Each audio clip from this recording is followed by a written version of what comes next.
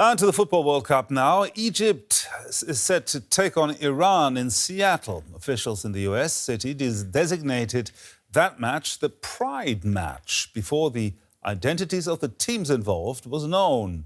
Officials from the two countries where homosexuality is often punished harshly have raised objections. But LGBT plus activists from both sides hope it can bring attention to their cause.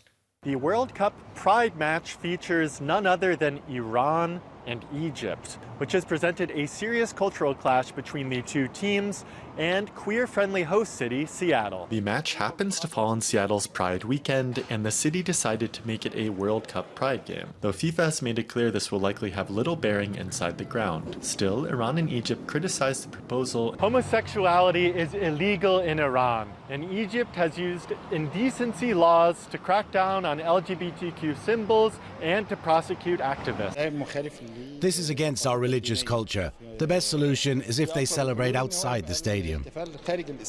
At the end of the day, we are playing in the United States of America. This is the country, the host country, and LGBTQ rights are protected here. Despite the back and forth, many Iranians and Egyptians will be hoping to make the most out of this match. I criticize the Iranian and the Egyptian regime for their homophobia, but I criticize patriarchy at large. Let's use this match and the discussion around it as an opportunity to ask where are the gay and bisexual or queer players and how important representation is. Regardless of the national context, it's nearly impossible to find openly gay or bisexual players in top-level men's football. But I hope that this game can be a learning moment because although this may clash with cultural and religious values back inside Iran, I think that it could provide a nice opportunity to foster understanding.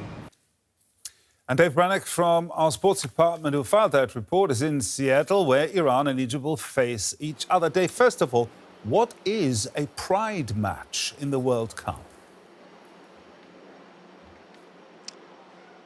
Yeah, fair question. It's not a given that there even would be a Pride match in the World Cup, and this is something that's unique to Seattle.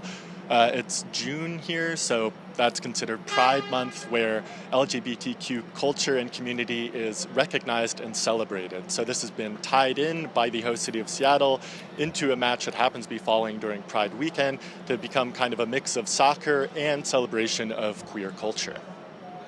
Now, Iran and Egypt certainly feel like a bit of an odd fit for the Pride match. How did we get here?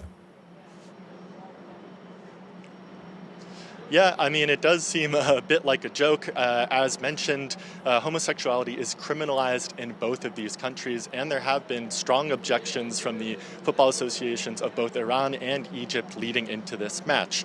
It happens to be a bit of a coincidence. So Seattle's Pride weekend, which is pretty clearly from my time here gearing up to be quite a massive celebration, will be on this weekend, and they decided to make a Pride match before the two teams were even drawn or knew they'd be playing in Seattle, and the host city has decided to continue on with it despite some objections from both teams.